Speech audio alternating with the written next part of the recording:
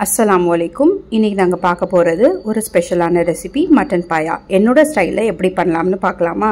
So mutton பாயாவுக்கு ஒரு special paste நான் தயாரிக்க போகிறேன். அதுக்காக ஒரு மிக்ஸி ஜாரில் கொஞ்சமாக ஜிஞ்சர், கார்லிக், இது பச்சை மிளகா, உங்கள் காரத்துக்கு ஏற்ப கொஞ்சம் எடுத்துக்கோங்க, கொத்தமல்லி இலை, இதோட சேர்த்து இது ட்ரை கோகோனட், உலர்ந்த தேங்காய். ஸோ எல்லாம் சூப்பர் மார்க்கெட்லேயும் கிடைக்கும். இது இல்லைன்னா ஃப்ரெஷ் தேங்காய் கூட யூஸ் பண்ணிக்கலாம்.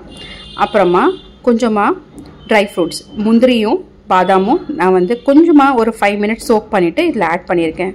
சும்மா 4 நாள் எடுத்துக்கோங்க. கொஞ்சமாக தயிர், அவ்வளோதான். இது எல்லாமே சேர்த்து மிக்ஸி ஜாரில் நல்லா அரைச்சிக்கோங்க, ஒரு பேஸ்ட் மாதிரி. கொஞ்சமாக தண்ணி விட்டுக்கோங்க. ஸோ இந்த மாதிரி ஒரு க்ரீனிஷாக ஒரு பேஸ்ட் நம்மளுக்கு கிடைக்கும்.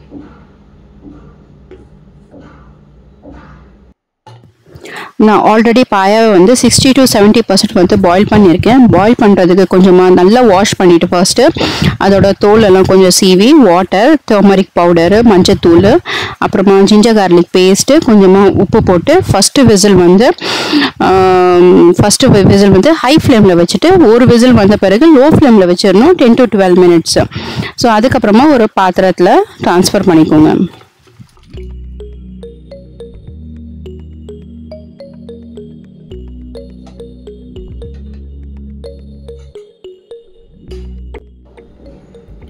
ஸோ இப்படி தான் இருக்கும். இப்போ கிரேவி தயாரிக்கிறது ஒரு குக்கர் எடுத்துக்கோங்க.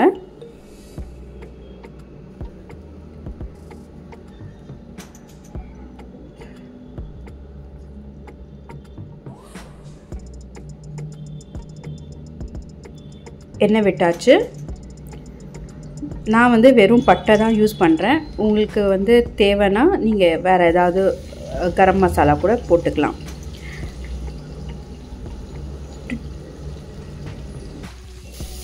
2 to 3 ஆனியன்ஸ் நல்லா ஸ்லைஸ் பண்ணி ஆட் பண்ணியிருக்கேன்.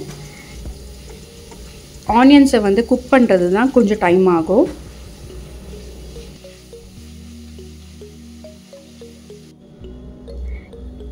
இப்போ நம்ம ஆனியன்ஸ் நல்லா ப்ரௌன் ஆகிடுச்சு. இப்போ தக்காளி பேஸ்ட் ஆட் பண்ண போகிறேன். ஸோ உங்களுக்கு எவ்வளோ கிரேவி வேணுமோ அதுக்கேற்ற மாதிரி தக்காளி நீங்கள் ஆட் பண்ணிக்கோங்க. இங்கே நான் 4 to 5 தக்காளி யூஸ் பண்ணியிருக்கேன். நல்லா நைஸாக மிக்சியில் அரைச்சிட்டேன். இதில் ஆட் பண்ணிக்கோங்க. ஸோ ஒன்ஸ் தக்காளி ஆட் பண்ண பிறகு மஞ்சத்தூள், தனியாத்தூள், அப்புறமா ரெட் சில்லி பவுடர், உப்பு. ஆல்ரெடி நம்ம உப்பு அதில் சேர்த்துருக்கோம். ஸோ அட்ஜஸ்ட் பண்ணிக்கோங்க. கரம் மசாலா பவுடர், அப்புறம் கொஞ்சம் ஜீரா பவுடரு, இது பிளாக் பெப்பர் பவுடர். எல்லாமே லோ ஃப்ளேம் வைங்க, இல்லைன்னா ரொம்ப பேர்ன் ஆகிடும் மசாலா.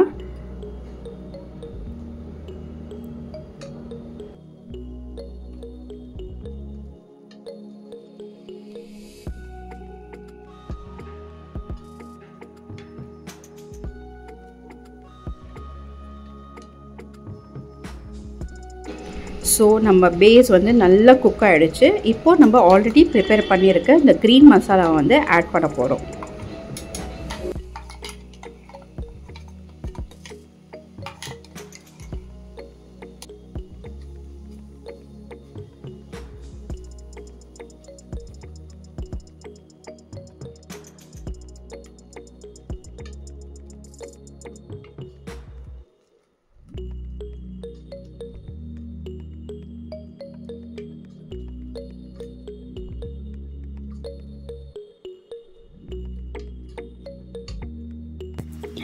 மசாலா திக்காக இருக்குது, அதனால் கொஞ்சம் தண்ணி ஆட் பண்ணுறேன்.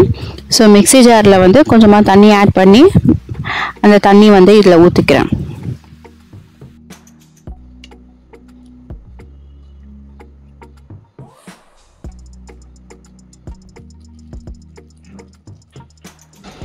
நம்ம பேஸ் நல்லாவே குக் ஆகிடுச்சு. இப்போ நம்ம ஆல்ரெடி குக் பண்ணியிருக்க மட்டன் பாயா இப்போ ஆட் பண்ண போகிறோம். அலாங் வித் தட் அந்த ஸ்டாக், அந்த வாட்டர் ஓகே, சில பேருக்கு வந்து கிரேவி வந்து திக்காக பிடிக்கும், சில பேருக்கு வந்து கொஞ்சம் தின்னாக பிடிக்கும். ஸோ அதுக்கேற்ற மாதிரியும் வந்து நீங்கள் வந்து தண்ணி வந்து ஆட் பண்ணிக்கோங்க. ஒரு 3 to 4 drops ஆஃப் லெமன் வந்து இங்கே ஆட் பண்ணுறேன். அவ்வளோதான்.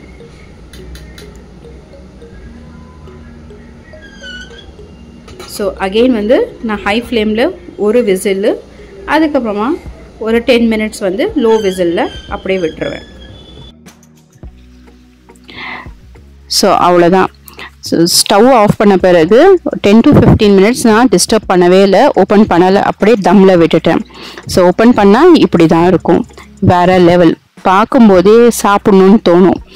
ஸோ மட்டன் பாயால் வந்து கொஞ்சமாக ஆயில் ரிலீஸ் ஆகும், அதெல்லாம் சேர்த்து இப்படி தான் இருக்கும்.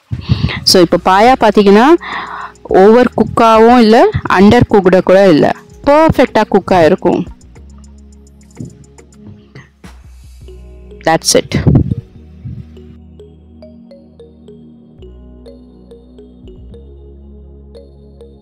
உங்களுக்கு இந்த ரெசிபி பிடிச்சிருந்தா don't forget to like, share and subscribe. So இதே மாதிரி ரெசிபிஸோட நெக்ஸ்ட் வீடியோஸில் நான் வரேன். Until then, tata bye bye, Khuda Hafiz.